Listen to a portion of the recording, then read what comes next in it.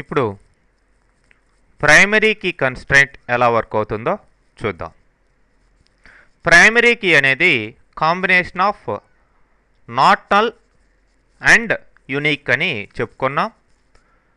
మరి దీన్ని మన డిపార్ట్మెంట్ టేబుల్లో అప్లై చేద్దాం. మరి ఆల్రెడీ ఆ టేబుల్ ఉంది కాబట్టి డ్రాప్ చేసేస్తున్నాను. Drop table DPT. Okay, create table DPT department number. ఇప్పుడు ఇక్కడే ప్రైమరీ కీ అని ఇస్తున్నాను. Department name, character of 15, location character of 20. Describe చేసి చూసినట్లయితే చూడండి, కీ కింద పిఆర్ఐ అని రావడం జరిగింది డిపార్ట్మెంట్ నంబర్కి ఎదురుగా. మరి ఇక్కడ మీరు గుర్తుంచుకోవాలి, ఒక టేబుల్లో ఒక్క ప్రైమరీ కీ మాత్రమే ఇవ్వగలం. అంటే డిపార్ట్మెంట్ నెంబర్ తర్వాత ప్రైమరీ కీ అని ఇచ్చాను. మళ్ళీ తర్వాత డిపార్ట్మెంట్ నేమ్కి కూడా ప్రైమరీ కీ అలా ఇవ్వకూడదు. ఒక్క ప్రైమరీ కీ మాత్రమే మీరు యూజ్ చేయాలి ఒక టేబుల్కి.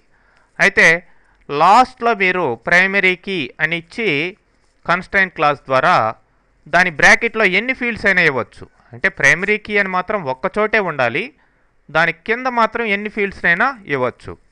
అదే యూనిక్ మిగతా వాటికి ఫర్ ఎగ్జాంపుల్ యూనిక్ అని ఇక్కడ ఇచ్చి మళ్ళీ డిపార్ట్మెంట్ నేమ్ తర్వాత కూడా యూనిక్ అని ఇవ్వచ్చు. ప్రైమరీ కీ మాత్రం ఒక్కటే ఉండాలి. ఓకే, మరి ఇప్పుడు మనం ఇన్సర్ట్ చేసి చూద్దాం డేటాని. Insert into DPT values.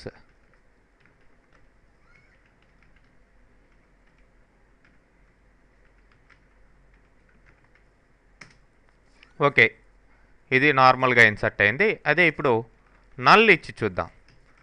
ఎందుకు ఈ యొక్క కీ ఫీల్డ్లో నల్ వాల్యూ ఉండకూడదు, అంటే ప్రైమరీ కీ ఫీల్డ్లో నల్ వాల్యూస్ ఉండకూడదు. మరి ఇప్పుడు ఇది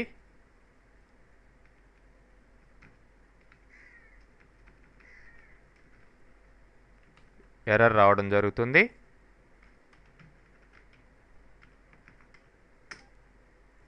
DNO cannot be null.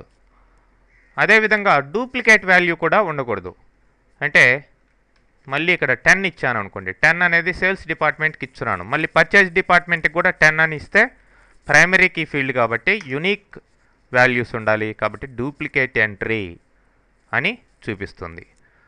So ఈ విధంగా నాట్ నల్లు యూనిక్ కాంబినేషన్ ఈ యొక్క ప్రైమరీకి. అదేవిధంగా ప్రైమరీకి పెట్టినప్పుడు దీనికి ఇండెక్స్ కూడా క్రియేట్ అవుతుంది ఫాస్ట్గా డేటాని రిట్రైవ్ చేసుకునేదానికి.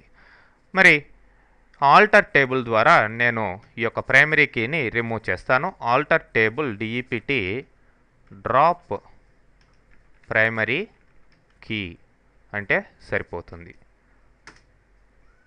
ఎందుకంటే ఒక ప్రైమరీ కీ ఉంటుంది కాబట్టి దాన్ని డైరెక్ట్గా ప్రైమరీ కీ అని ఇస్తే సరిపోతుంది, దానికి పేరు కూడా ఏమీ పెట్టలేదు కాబట్టి. అదే ఆల్టర్ టేబుల్ ద్వారా మళ్ళీ ప్రైమరీ కీని యాడ్ చేయొచ్చు. Alter table DEPT add constraint clause ఇక్కడ యూజ్ చేయాలి.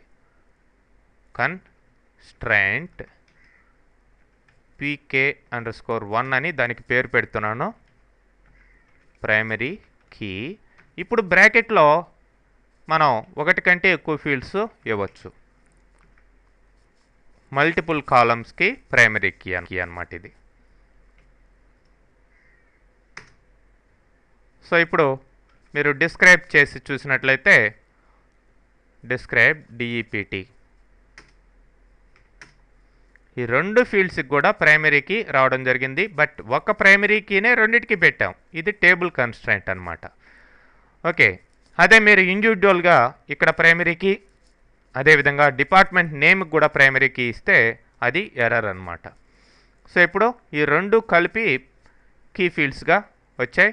ఈ రెండిట్లోకి మనం నల్ వాల్యూస్ కానీ డూప్లికేట్ వాల్యూస్ కానీ మనం ఇన్సర్ట్ చేయకూడదు.